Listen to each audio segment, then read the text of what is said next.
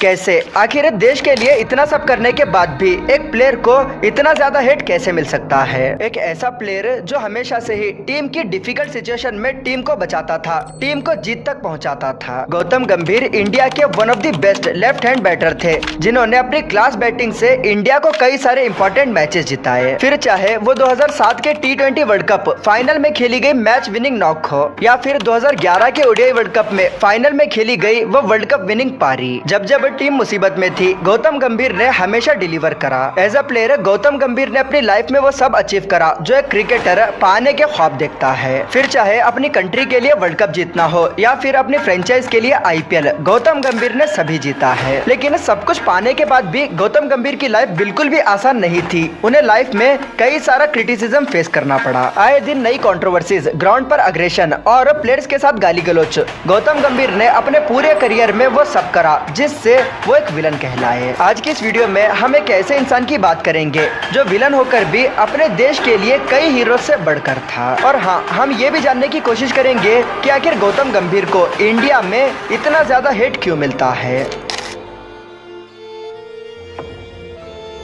गौतम गंभीर का first class debut साल 1999 में दिल्ली की तरफ से हुआ। अगले 2-3 साल डोमेस्टिक क्रिकेट में अच्छा परफॉर्म करने के बाद गौतम गंभीर सेलेक्टर्स की नजर में आ चुके थे। सून इन ईयर 2003 गौतम गंभीर को इंटरनेशनल क्रिकेट में डेब्यू करने का मौका मिला। लेकिन गंभीर के लिए टीम इंडिया में अपनी जगह बनाना बिल्कुल भी आसान नहीं था, क्योंकि टीम में पहले से ही सचिन, सहवाग और गांगुली जैसे टैलेंटेड प्लेयर्स थे। और इन्हीं टैलेंटेड प्लेयर्स के बीच जीजी को टीम में अपनी जगह पक्की करनी थी, जो कि इतना भी आसान नहीं था। जिस मैच में गौतम गंभीर को खेलने का मौका मिला, उस मैच में सचिन तेंदुलकर चोटिल थे, तो इसीलिए गौतम गंभीर को सहवाग के साथ मिलकर ओपनिंग करने का मौका मिला। किसी भी प्लेयर के लिए डेब्यू बहुत इंपॉर्टेंट होता है, और ऊपर से अगर आप सचिन के बदले टीम में खेल रहे हो तो दबाव वैसे ही बढ़ जाता है। मगर अपने डेब्यू मैच में गौतम गंभीर कुछ भी खास नहीं कर पाए और सिर्फ 11 के मामूली स्कोर पर आउट हुए। इसके अगले मैच में एक और बार गंभीर को मौका मिला, मगर गंभीर दूसरे मैच में भी फ्लॉप हुए। लेकिन वो कैप्टन का भरोसा था जो गंभीर को तीसरा मैच खेलने का मौका मिला,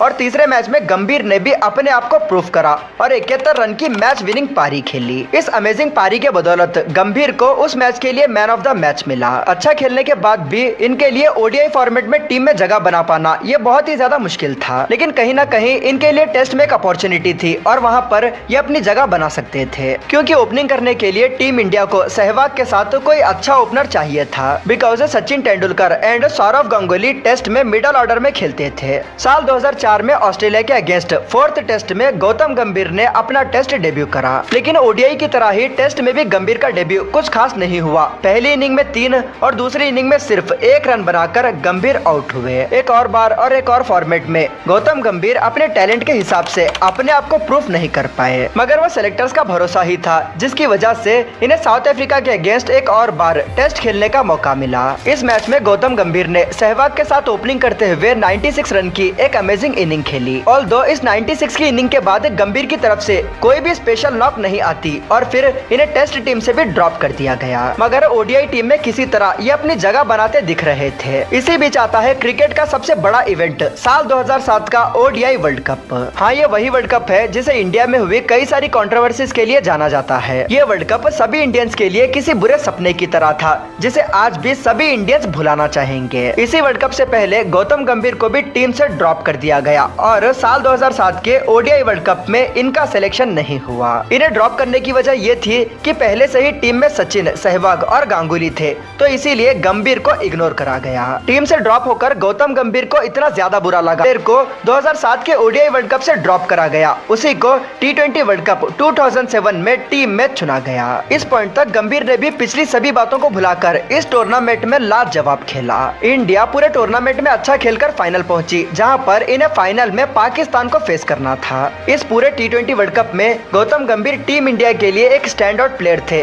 और इस टूर्नामेंट के सेकंड सबसे हाईएस्ट रन गेटर थे। फाइनल में भी इंडिया के जब जल्दी जल्दी विकेट गिरे तो दूसरी साइड से गौतम गंभीर डट कर बैटिंग कर रहे थे और दूसरी साइड से इंडिया को संभाल रहे थे। गंभीर के बनाए गए 54 बॉल में 75 रन की बदौलत इंडिया ने पाकिस्तान को 157 रन का टारगेट दिया और फिर इंडिया ने पाकिस्तान को 5 रन से हराकर पहली बार T20 T20 वर्ल्ड कप अपने नाम करा। यहाँ से गंभीर टीम इंडिया के फिक्स प्लेयर बन चुके थे, जो सहवाग के साथ मिलकर टीम इंडिया को पावरफुल शुरुआत देते। गंभीर और सहवाग ने मिलकर इंडिया को कई सारे इंपॉर्टेंट मैचेस जिताए और गंभीर और सहवाग की जोड़ी को वन ऑफ द बेस्ट जोड़ी कहा जाता था। गौतम गंभीर 2008 से लेकर 2011 तक अपने करियर के पीक फॉर्म में थे और इस बीच इन्होंने कई सारे रिकॉर्ड्स बनाए। गंभीर हमेशा से ही ऑन फील्ड एक अग्रेसिव प्लेयर थे, जो हमेशा अपने अग्रेशन के लिए जाने जाते थे। 2008 में गौतम गंभीर का फॉर्म कितना बढ़िया था, आप उस चीज का अंदाजा इस बात से लगा सकते हो कि 2008 में खेली गई सीबी सीरीज, जो कि ऑस्ट्रेलिया, इंडिया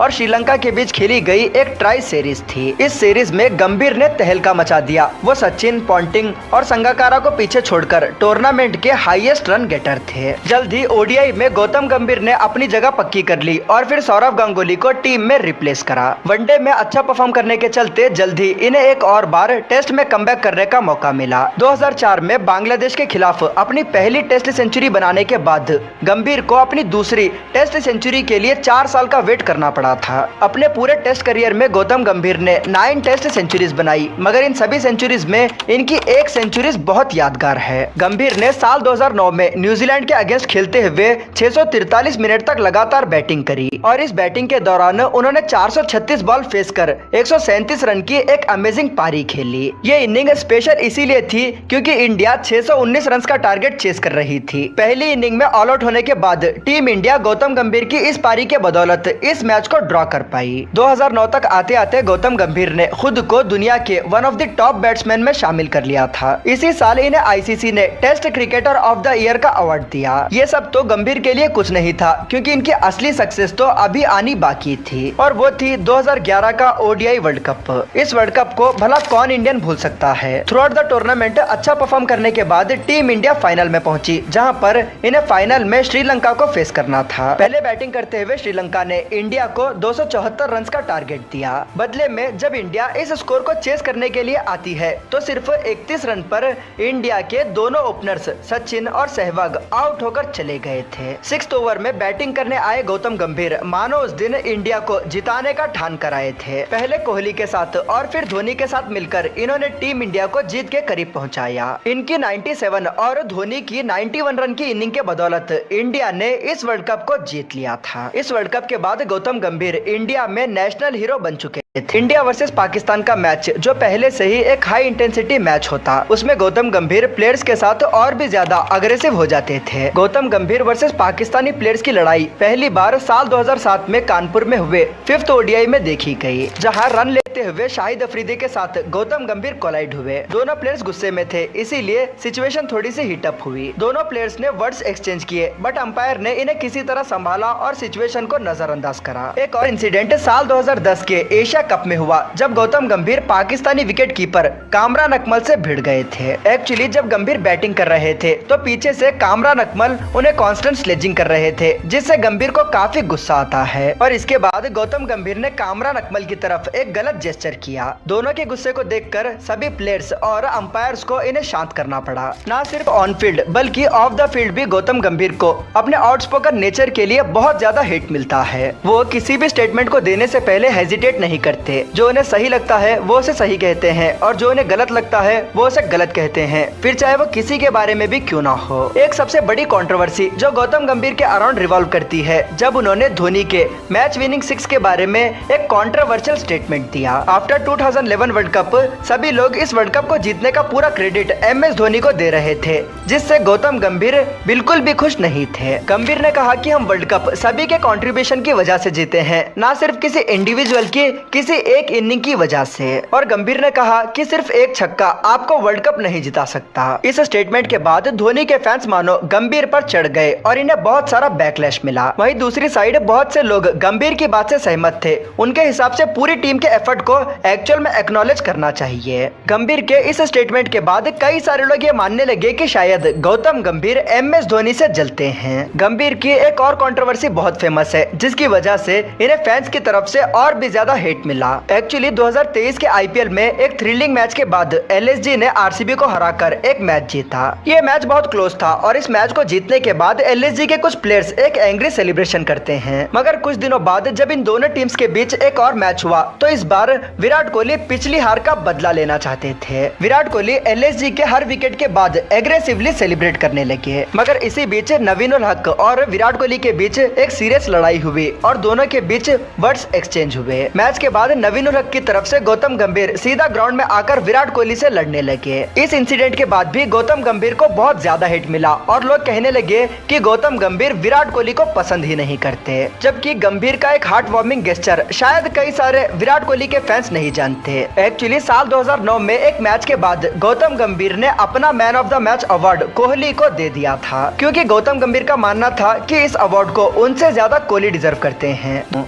देखिए, अभी मैं आपको जो कुछ भी बताने वाला हूँ वो मेरा पर्सनल ओपिनियन है। अगर आप किसी इंडिविजुअल के फैन हो तो प्लीज इस वीडियो को यहीं पर स्किप कर दो। देखिए, रिसेंटली अश्विन ने कहा था कि गौतम गंभीर इंडिया के सबसे मिसअंडरस्टूड क्रिकेटर हैं और मैं यहाँ अश्विन की बात से पूरी तरह सहमत हूँ। गंभीर एक ऐसे इंसान है जो किसी भी बात को बोलने से पहले घबराते नहीं। अगर वो चीज सही लगी तो वो इस चीज को सही बोलेंगे, वरना गलत। और इनके इसी आउटस्पोकन नेचर की वजह से कई सारे लोग इन्हें हेट करते हैं। इवन मेरे ओपिनियन में गौतम गंभीर सर ने 2011 वर्ल्ड कप को जीतने के बारे में जो कुछ भी कहा वो बिल्कुल सही था। देखिए, कोई भी एक प्लेयर आपको पूरा टूर्नामेंट कभी नहीं जिता सकता। वर्ल्ड कप जीतने के लिए आपको पूरे टीम एफर्ट की जरूरत पड़ती है और 2011 का वर्ल्ड कप भी हम पूरे टीम के कंट्रीब्यूशन की वजह से जीते थे, ना कि MS धोनी की सिर्फ उस एक इनिंग की वजह से। उस वर्ल्ड कप के बाद कहीं ना कहीं जितना अप्रिसिएशन धोनी को मिला, इनके अलावा शायद ही किसी दूसरे प्लेयर को मिला होगा। एंड दैट्स व्हाट गंभीर वांट टू से। अगर पूरी टीम जीती है तो सभी लोगों को अप्रिशिएट करो, ना कि किसी एक इंडिविजुअल को।